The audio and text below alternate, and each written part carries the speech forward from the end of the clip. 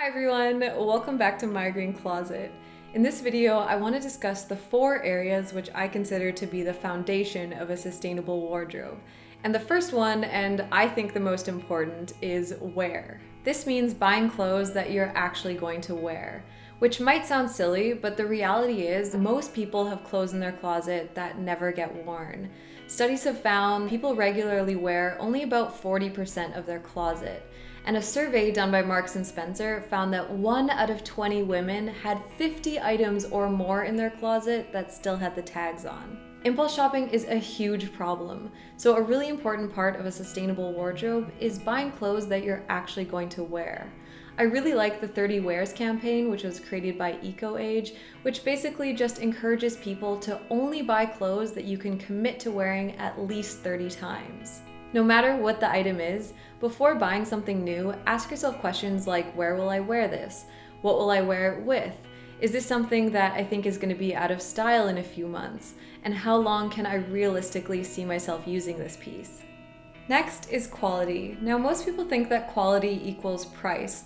And while they can be related, it's not a guarantee. Something that's very expensive could be very poor quality, and something that's pretty cheap could be very good quality. The important thing to do is inspect garments, turn them inside out, look at the stitching. Is it loose? Are there loose threads? Does it look like it's going to break or come apart? What's the fabric like? Is it very thin? Does it look like it's going to pill or wear easily? I have a video more about quality and inspecting garments and what to look for, which I will link up in the cards, so you can check that out for more information. Quality is really important because you want pieces that are going to last. If you've already decided that this is a piece that you're going to wear a lot, then it needs to last all those wears. The next thing is care, and care is really important because properly caring for your clothes not only helps them last longer, but how you care for your clothes is also a big part of their environmental impact. Things like using cold or low temperatures, air drying, using delicates bags for sensitive materials, hand washing, all really increase the life of your clothes. Fabrics, and especially materials with spandex, are sensitive to heat, which causes them to break down, stretch out, and just generally wear out a lot faster. And I have another video more about clothing care, which I will link up in the cards and down below in the description for more information on how to properly care for your clothes. Also, the water and energy used to clean clothes is a big part of its environmental impact. So doing things like using cold water or air drying is not only a lot better for your clothes, but it's also a lot more sustainable. Finally, another part of caring for your clothes is mending. There are so many things that can be easily fixed, like resewing on buttons, fixing little holes, patching things, over-dyeing clothes if they become discolored. These are easy fixes and don't mean that those clothes have to be thrown away.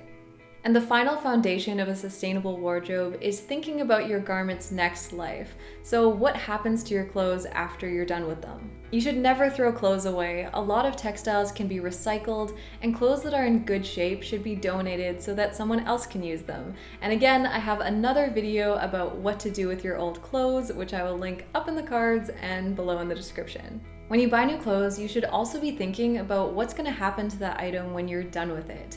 Is it maybe recyclable? Is it biodegradable? Is it really good quality so that most likely somebody else can use it for a long time? Textile waste is a huge problem, so a really important part of a sustainable wardrobe is considering the whole life cycle of that garment. So those are the 4 areas which I consider to be the foundation of a sustainable wardrobe. And these are things that I think we can all think about and work on. It doesn't matter what your budget is or if you have access to sustainable fashion brands.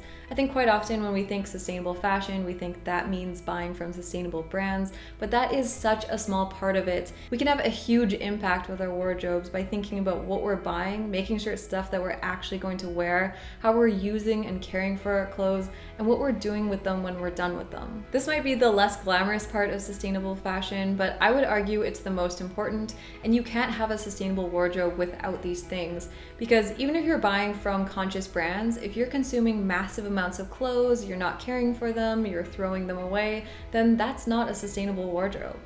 So I hope you enjoyed this video, and I hope that maybe it made you see sustainable fashion a bit differently and the different areas that we can have an impact with our wardrobes. As always, I'd love to hear your thoughts in the comments. Thank you for watching, and thank you so much to those of you supporting me on Patreon, and I'll see you in the next one.